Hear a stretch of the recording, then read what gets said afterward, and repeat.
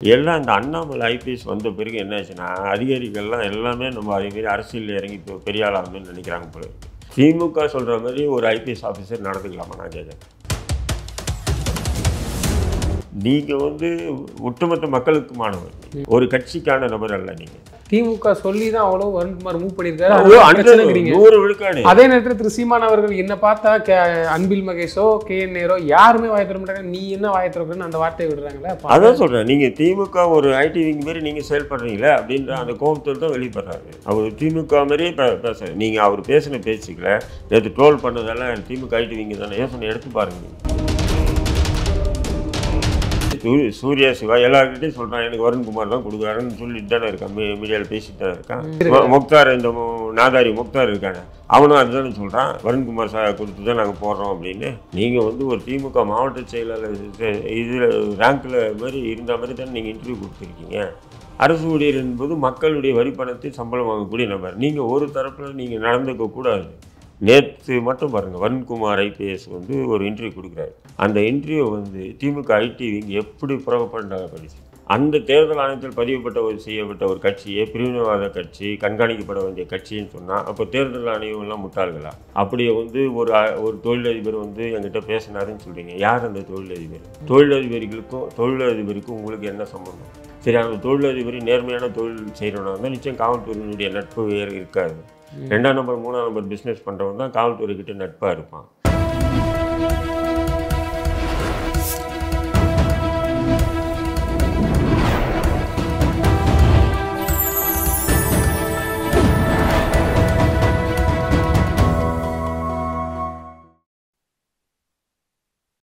Channel 5 Tamil நேயர்களுக்கு வணக்கம். இந்த சிறப்பு நேர்காணலில் நம்மோடு பேச இருப்பது இந்திய தேசிய லீக் கட்சியின் தலைவர் திரு தடா ரஹீம் அவர்கள். சார் வணக்கம். சார் வாங்க. சார், சமீபத்தில் திரு சீமான் அவர்களும் வருண்குமார் ஐபிஎஸ் அவர்களுக்கும் ஒரு மோதலாகவே இருந்துச்சு. நேற்று திரு வருண்குமார் ஐபிஎஸ் அவர்கள் ப்ரெஸ் மீட்டை சந்தித்து பேசியிருக்கிறாங்க. அது பார்க்கும்போது அவரோட வருத்தப்பட்டு பேசுகிற மாதிரி இருந்துச்சு. நீங்கள் எப்படி பார்க்குறீங்க? இது என்ன நடந்தது சார்? இல்லை, வருண்குமார் சார் பார்த்தீங்கன்னு சொன்னால் அவர் ஒரு ஐபிஎஸ் ஆஃபீஸர். ஓப்பனாக சொல்லணும்னா அரசு ஊழியர், மக்களுடைய வரி பணத்தில் சம்பளம் வாங்கக்கூடிய ஒரு நபர். யார்? வருண்குமார் ஐபிஎஸ். அவர் அதிகாரி, போலீஸ் ஆஃபீஸர் என்போது அதுக்குண்டான ரெஸ்பெக்ட் எல்லாரும் கொடுக்க வேண்டியது கடமை. அப்போ தான் அந்த ஒரு இது இருக்கு இல்லைங்களா, அந்த போலீஸுடைய சிஸ்டத்துக்கு இல்லை, போலீஸுடைய சிஸ்டத்துக்கு மக்கள் கொடுக்கக்கூடிய மரியாதை. உதாரணத்துக்கு ஒரு 100 பேர் நின்றுட்டு இருப்போம், ஏதோ ஒரு பிரச்சனை நின்றுட்டு இருப்போம். ஒரே ஒரு போலீஸ்காரன் யூனிஃபார்ம் போட்டு டே எல்லாம் போங்க அப்படின்வார். அவர் சாதாரணமான கான்ஸ்டபிள் தான் இருப்பார். அதுவும் ஒருமையில் பேசுவார். அங்கே வயசானவங்க இருப்பாங்க, பெரிய ஆளுங்க இருப்பாங்க, எல்லாமே சின்ன பசங்க எல்லாமே இருப்பாங்க. ஏய் போங்க போங்க போங்கடா அப்படின்னு சொல்லுவார். ஆனால் எல்லாமே கலைஞ்சிடும். அவர் எடுத்து என்ன நீங்கள் எங்களை போய் போடான்ற அப்படின்னு யாரும் சட்டை போட மாட்டாங்க. அது காரணம் என்னென்னா, அவருக்கு கொடுக்குற மரியாதை இல்லை, அவர் போட்டிருக்கிற யூனிஃபார்மை கொடுக்குற மக்கள் கொடுக்கக்கூடிய மரியாதை. புரியுதுங்களா உங்களுக்கு? இருக்கா இல்லைங்களா? கண்டிப்பாக. இதுதான் காவல்துறை. இந்த சிஸ்டத்துக்கு மக்கள் எப்போவுமே என்ன சொன்னீங்கன்னா, தவறு காவல்துறை மீது இருந்தாலும் என்ன சார் இப்படி பண்ணுறீங்கன்னு தான் கேட்பாங்க. நீ பண்ணது தவறுன்னு சொல்லி யாரும் சொல்ல மாட்டாங்க காவல்துறையை எடுத்து. அப்படி இருக்கும்போது இன்றைக்கி வருண்குமார் ஐபிஎஸ் பார்த்தீங்கன்னு சொன்னால், அவர் கடந்த இந்த 24 இந்த ஆண்டு பார்த்திங்கன்னா, யார் மீது வேணாலும் காவல்துறை வழக்கு போடலாம், யார் மீது வேணாலும் போடலாம், அது தப்பு இல்லை. ஆனால் அந்த வழக்கு போட்ட பிறகு அது சார்ந்த விஷயங்களை ஒருத்தரை கார்னவுட் பண்ணி அடிக்கிறது சரியான, அது ஒரு நேர்மையான அதிகாரிக்கு உண்டான அழகு இல்லாது. இல்லை, அப்படி நீங்கள் சொல்கிறத பார்த்தா ஒரு அதிகார கார்னர் பண்ணி நீங்களும் பண்ணுறது அது தப்பு தானே சார்? இல்லை இல்லை, நான் என்ன சொல்கிறேன், நீங்கள் சொல்கிறீங்க கரெக்டு, தப்பு தான்றீங்க, தப்பு தான். அதே நேரத்தில் ஒரு அதிகாரி இப்போ சாட்டையை கைது பண்ணுறப்பல அவர்கிட்ட செல்ஃபோன் எடுத்து அந்த செல்ஃபோனில் இருக்கக்கூடிய ஆடியோக்கள் எல்லாம் வெளியே லீக் பண்ண விட்டாப்புல. அவர் இல்லைன்னு சொல்லலாம். அவர் இல்லைன்னு சொல்கிறதுக்கு உண்டான ஆதாரம், ஏன்னா கைது பண்ணும்போது செல்ஃபோன் அவர் தான் வாங்குறாரு.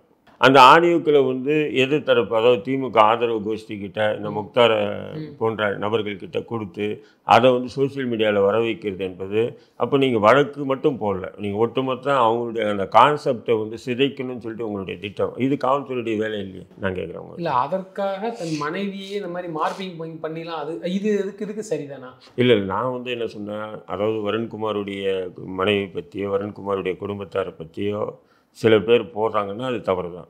அது வந்து அது சரிதான் அப்படின்னு சொல்ல முடியாது, தவறு தான். அதன் மீது வந்து அவர் என்ன பண்ணுறாரு, வழக்கு பதிவு செஞ்சு நிறைய பேரை கைதும் பண்ணுறாரு, 4-5 பேரை கைதும் பண்ணுறாரு. அவங்க போட்டதுக்கு அவங்கள மீது வழக்கு போட்டிருக்கு, நீதிமன்றமாவது அவங்களாவது.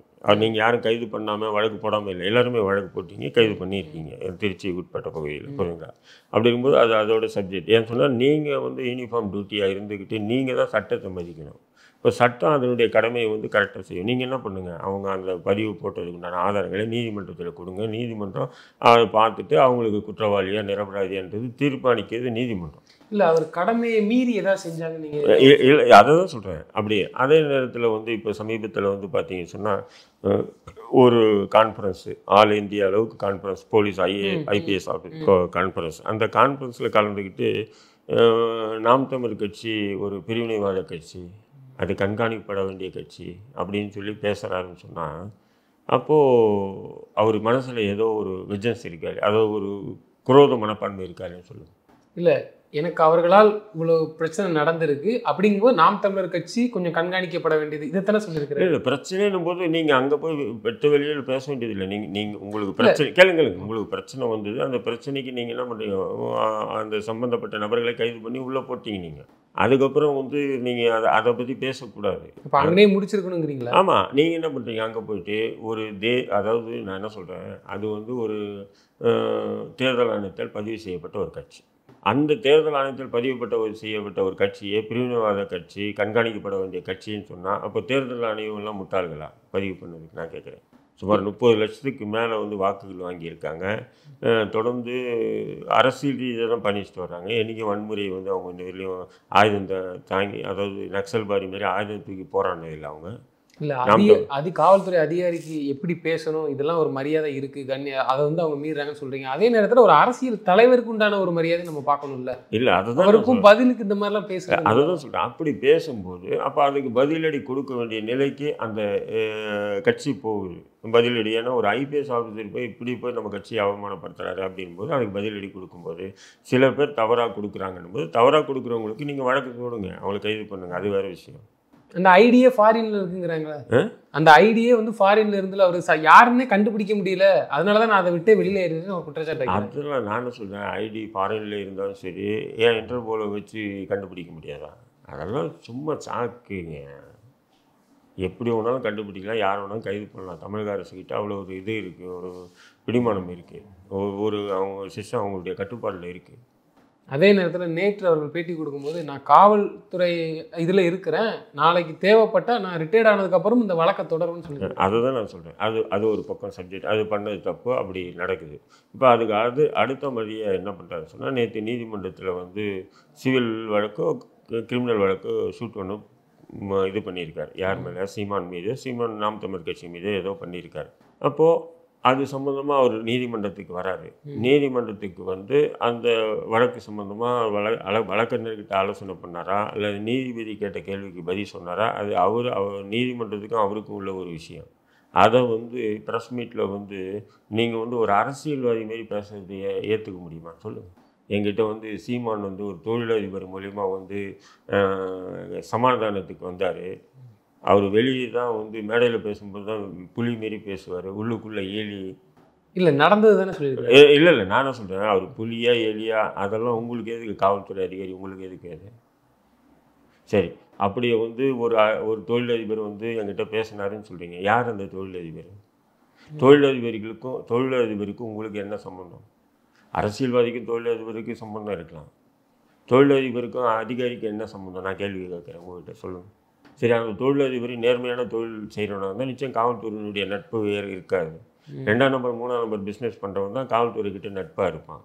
அப்போ அந்த தொழிலதிபர் யார்? அதையும் சொல்லிவிட வேண்டியதானே. இந்த தொழிலதிபர் வந்தார், இவர் வந்து பேசினார் என்கிட்ட அப்படின்னு சொல்ல வேண்டியதானே. எப்படி சார், எப்படி தம்பி நீங்கள்? நான் என்ன சொல்கிறேன், நீங்கள் ஒரு கட்சியை வந்து டார்கெட் பண்ணுறது, இப்போ திமுக வந்து நாம் தமிழ் கட்சியை டார்கெட் பண்ணுது, அதிமுக டார்கெட் பண்ணுது, பிஜேபி டார்கெட் பண்ணுதுன்றது வேறு. ஒரு அதிகாரியை வந்து டார்கெட் பண்ணுறது வந்து சரியானது அல்ல. அது ஒரு கட்சியை டார்கெட் பண்ணக்கூடாது, தப்பு அது, புரியுதுங்களா? இப்போ சீமான் வந்து நம்மளை போன்ற ஒரு அரசியல்வாதி இல்லை, அதுக்கு வந்து பதில் வந்து இலகுவான முறையில் பதில் சொன்னோம். அப்போ அவருக்கே உண்டான பாணியில் அவர் பதில் சொல்லிட்டு போயிட்டே இருக்காரு.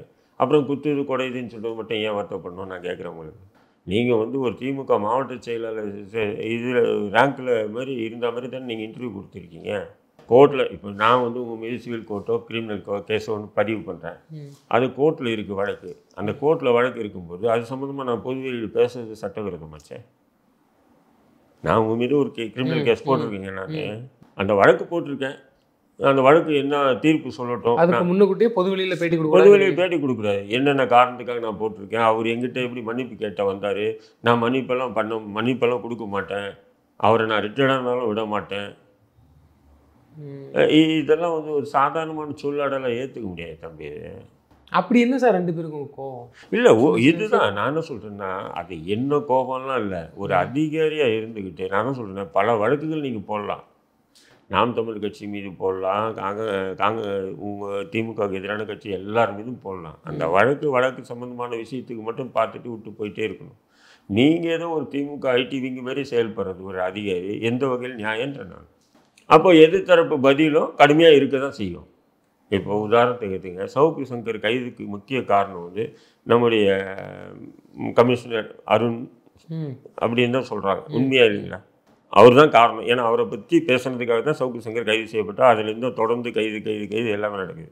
இதுவரையும் கமிஷனர் எங்கேயாவது ஒரு ப்ரெஸ் மீட்லேயாச்சும் சவுக்கு சங்கரை வந்து பொதுவெளியில் பேசியிருக்காரா? தனக்கே எதுவும் தெரியாத மாதிரி அதை ஏதோ காவல்துறை நடவடிக்கை எடுத்த மாதிரி தான் பேசிட்டு இருக்காங்க. அதுதான் ஒரு போலீஸ் ஆஃபீஸருடைய அழகு.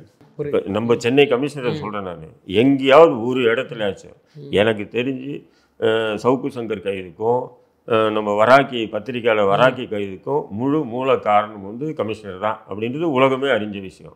அவர் என்றைக்காவது ஒரு ப்ரெஸ் மீட்டில் உட்காந்துட்டு சவுக்கு சங்கர் இப்படி வராக்கி இப்படி எனக்கு ரொம்ப என்னை பற்றி பர்சனல் லைஃப்பை பற்றி அசிங்கமாக பேசிட்டாங்க, இல்லை அதை பற்றி பேசிட்டாங்க, இதை பற்றி பேசிட்டாங்க, அதனால தான் நான் அவர் மீது கைது ஏதாவது சொல்லியிருக்காரா? இல்லை.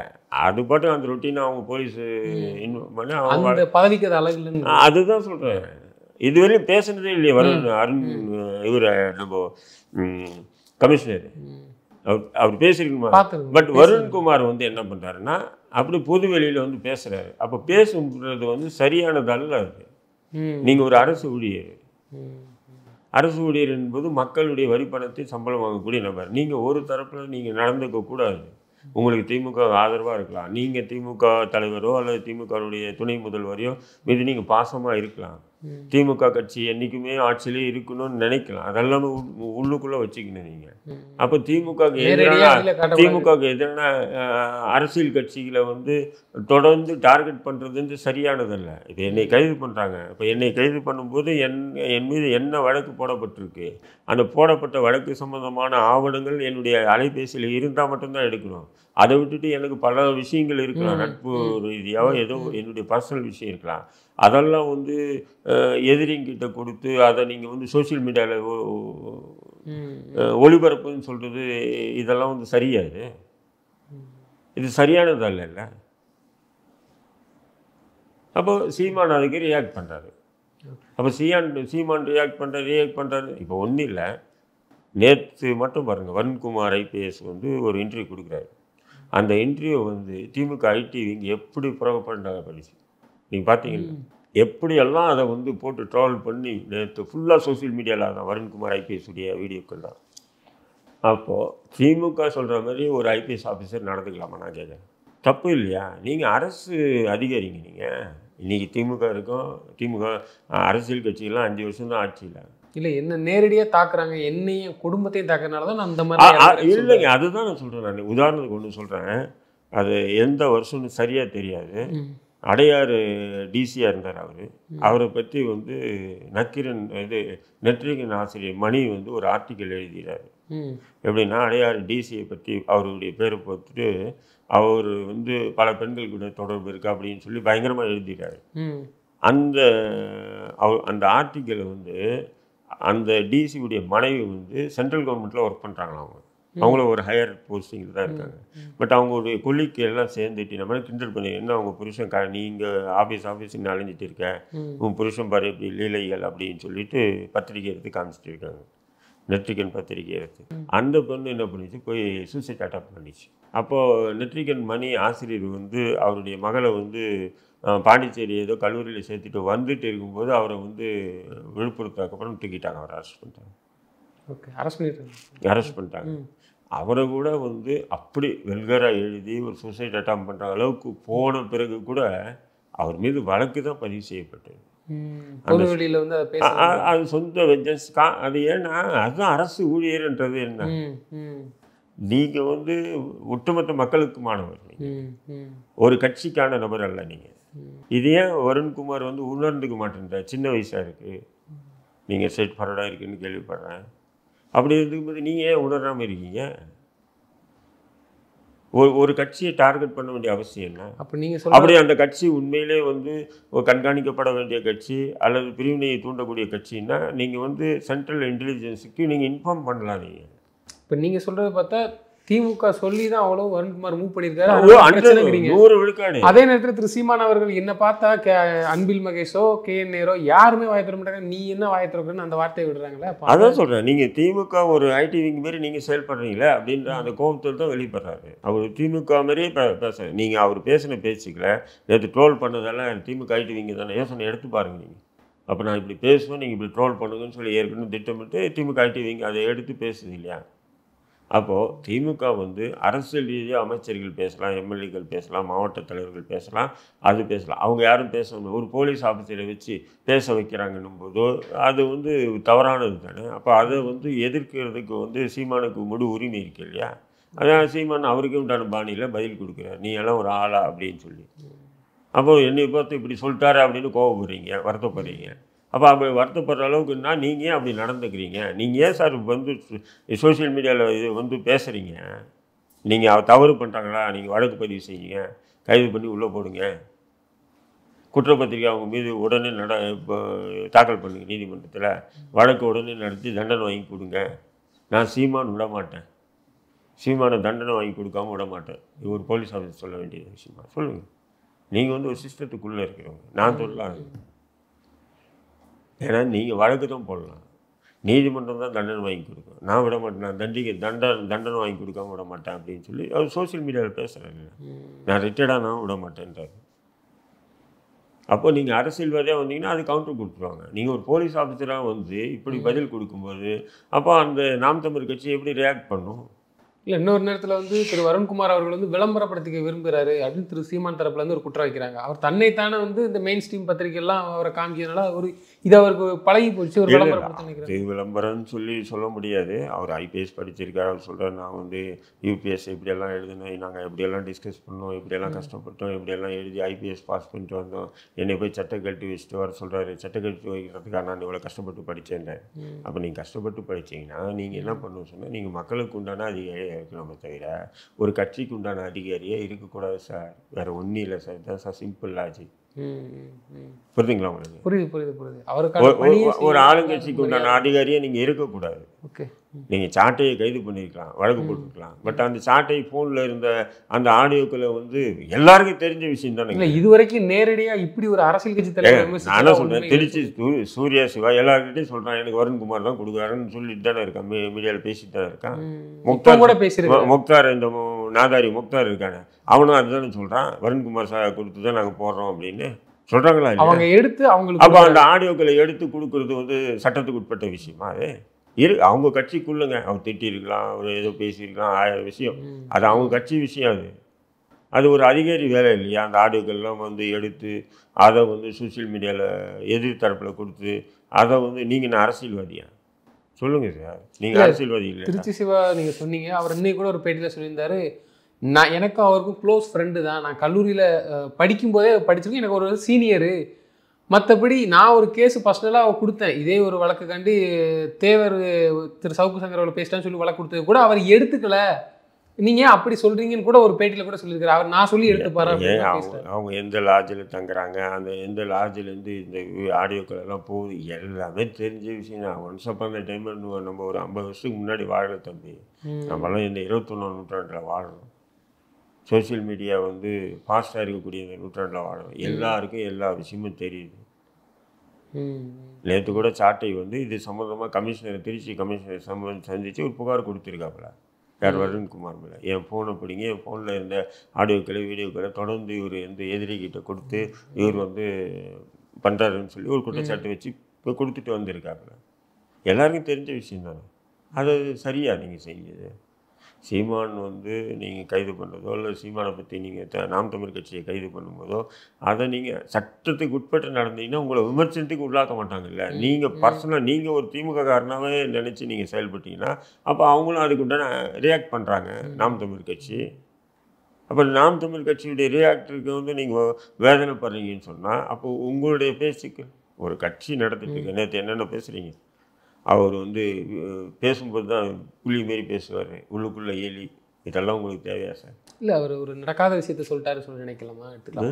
இல்லை, நானும் சொல்கிறேன், நீங்கள் அப்படியே அவர் பேசியிருந்தாலும் யாரும் இப்போது நீங்கள் இருக்கீங்க, உங்களுக்கும் எனக்கும் சண்டை, அவர் வராரு, மூன்றாவது வராரு, ஏங்க சண்டை போட்டிருக்கீங்க, நான் அவனை பேசட்டுமா, எனக்கு தெரிஞ்சவர் தான் அப்படின்னு சொல்ல கூட வாய்ப்பு இருக்குது.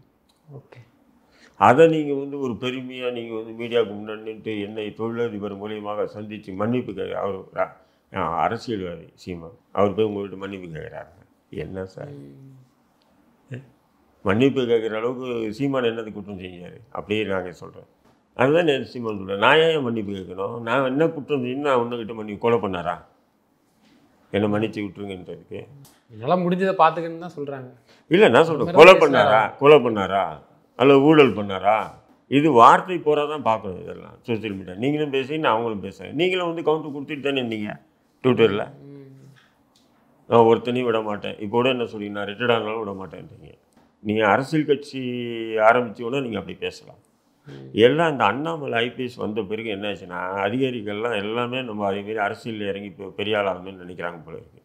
அப்படின்னா ரிட்டையர்டு அண்ணாமலை மாரி ரிட்டையர்ட் ஆகிட்டு இல்லை, அண்ணாமலை மாதிரி வந்து ரிசைன் பண்ணிட்டு வந்து அரசியலில் இறங்குங்க, அப்போ கவுண்டர் கொடுத்துருவாங்க, நீங்களும் கவுண்டர் கொடுங்க. இப்போ நீங்கள் அதிகாரி அப்படின்ற ஒரு போர்வை, நீங்கள் ஒரு போலீஸ், அதுவும் ஒரு இன்னைக்கு டிஏஜி ஆகிட்டீங்க. அதான் சீமானவர்கள் சொல்லுவாங்க, காக்கி சிட்டங்கிற ஒரு இதுக்குள்ள மறைச்சிருந்து இந்த மாதிரியான தாக்குதல். அப்போ ஒரு கட்சியை வந்து தாக்குறது வந்து சரியானது இல்லை. இது அவருக்கு வருண்குமாருக்கு தெரியாது. திமுக எப்படிப்பட்ட கட்சின்றது எனக்கு தெரியும். நேரம் இருக்கும்போது பயன்படுத்துவானுங்க, அந்த பயன்படுத்தி கடைசி அவங்களுக்கு என்ன பிரச்சனை இருந்தால் பலி கொடுத்துட்டு போயிட்டே இருப்பானுங்க திமுக காரங்க. வருண்குமார் சின்ன வயசு, அவருக்கு வந்து உதயநிதி ஸ்டாலின் நட்பாக இருக்கலாம் அல்லது சபரீஷன் நட்பாக இருக்கலாம். அந்த நட்பு வந்து எத்தனை காலம் இதாகும்? சீமானவர்களும் அதான் சொல்கிறாங்க, இந்த ஆட்சி எத்தனை காலம் இருக்கிற வரைக்கும் தானே அதான் சொல்கிறேன். அது வந்து தவறான ஒரு அதிகாரிங்க. நீங்கள் வந்து பர்மனெண்ட் குறைஞ்சது ஒரு 40 வருஷம் நீங்கள் வந்து சர்வீஸ் பண்ண போகிறீங்க. இன்னைக்கு டிஐஜி, நாளைக்கு ஐஜி, ஏடிஜிபி, டிஜிபி இருக்கா இல்லைங்களா? நிச்சயமா உங்களுக்கு ப்ரொமோஷன் ஏறிக்கிட்டே போகும். அப்படி இருக்கும்போது ஒரு கட்சிக்கு எதிராக மட்டும் செயல்படுறது வந்து சரியானது அல்ல. இது ஒரு தவறான முன் உதாரணமாக தான் என்னுடைய பார்வையில் பார்க்குறேன். தொடர்ந்து தங்களது கருத்துக்களை பயந்ததுக்கு நன்றி.